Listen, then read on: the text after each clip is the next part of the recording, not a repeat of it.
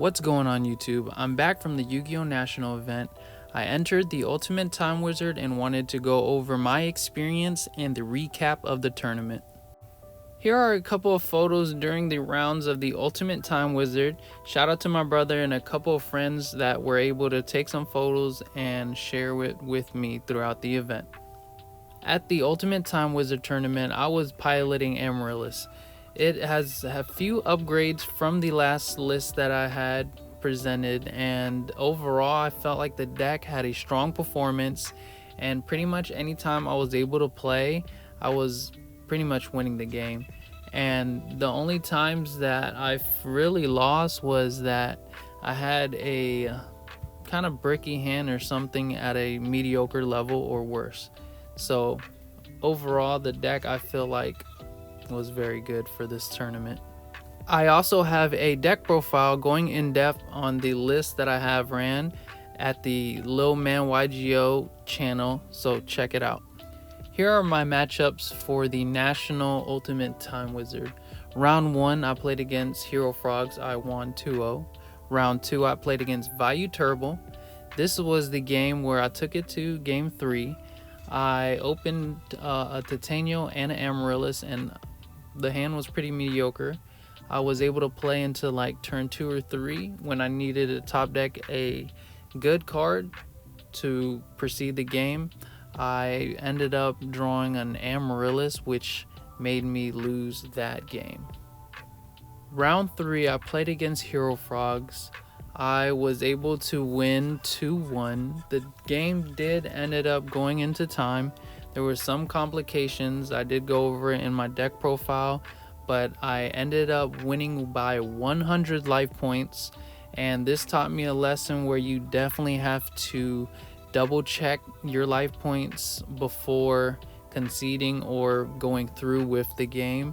And I was able to make sure that I was up in life points in the difference by 100 and winning that. Round 4 I played against Carlos. Shoutouts to Team Legacy Retro format. We had an intense game 1 that had a lot of back and forth, and Spirit Reaper is such a good card.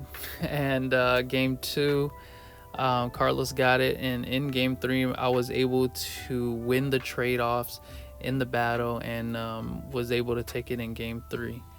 Round 5 I played against another Vayu Turbo. Shoutouts to Jordan. He top 8 Orlando RBET. He was also a great opponent. I was able to take it to game 3 and was able to win that out. Round 6 I played against Vayu Turbo. In game 1 I got deck dev, but I was still able to counter the play that and was able to win that game 1. And this matchup he was siding into Black Wings, which was unique. Game 2 I saw him summon Shura, attacking over my Danny line and going off, but I was still able to pull through that and winning that round 2-0.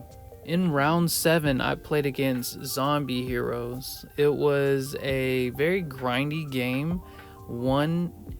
Game 2 I did mess up in a sense where I could have slow rolled playing this Lila that I had drew and playing around the needle ceiling that kind of broke my board, and that snowballed the game where I did lose game 2.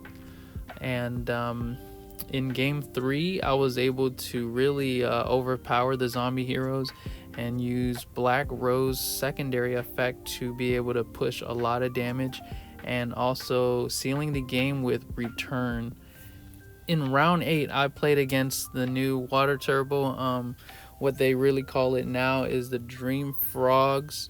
This was against Swagger. He was a very good opponent. He was able to take it to game 3. Going towards the end of game 3, he set Tributes a Monster, where most people told me that they read it as a Death Frog, as him just trying to save his life points. Whereas I was thinking, since I played against frogs and have some experience, I read that as a Dark Dust Spirit. So I could have went off summoning a debris going to Black Rose using the secondary effect to win instantly, but then I changed my course of play where I kept my Tytannial on board, setting a Raikou and ending turn, and next turn Swagger flips up the Dark Dust and was able to just get rid of my Tytannial, attacks into my Raikou, which I got rid of the Dark Dust, and the next following turn I was able to proceed to win that game. In the last round, round 9, I played against Black Wings. Shout out to Hector. He was able to bring it all the way to the finals, and unfortunately, due to time rules, he got second place. In our match, game 1, I opened up Gores and a couple of cards that didn't do too much in early game, like the Equips and a Lila. I was able to get Hector down to about like 3,100 life points, but wasn't able to push through. I lost game 1, and in game 2, I opened up 2 trade-ins and just kind of a mediocre hand, unfortunately, and I lost 2-0.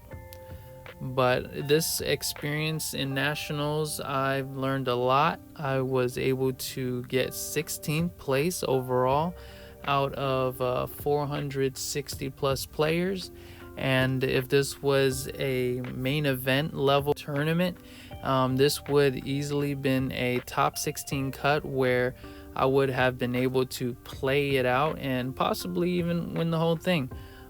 Here are the top 8 players of the National Ultimate Time Wizard Tournament of 2024. Shout out to all these great players who played their hearts out and was able to make top 8 in the largest Edison tournament since the original SJC in 2010. In first place, this is the new Dream Frogs, a new take on frogs with abusing Fishborg Blaster. In second place, this is Hector's hybrid Black Wings, and he was able to make it to a second place finish. In third place, this is the only Vayu Turbo deck that was able to make it in the top cut. Fourth place, coming in as Gladiator Beast. This was one of a meta call that really took the tournament by storm. In fifth place, big shout outs to Austin piloting Diva Heroes and making it into the top 8 finish. In sixth place, shout out to William for piloting Amaryllis and was able to make it into the top cut. In seventh place, Black Wings was able to make it in the top cut. In the eighth place, shoutouts to Christopher for piloting this Hero Amaryllis list and really showing what it can do. I would like to thank everyone, and big shoutouts to every person I met, every duelist that I dueled, and it was a great time, a good turnout. And I will be back with more tournament reports and updates on the Amaryllis deck. Peace.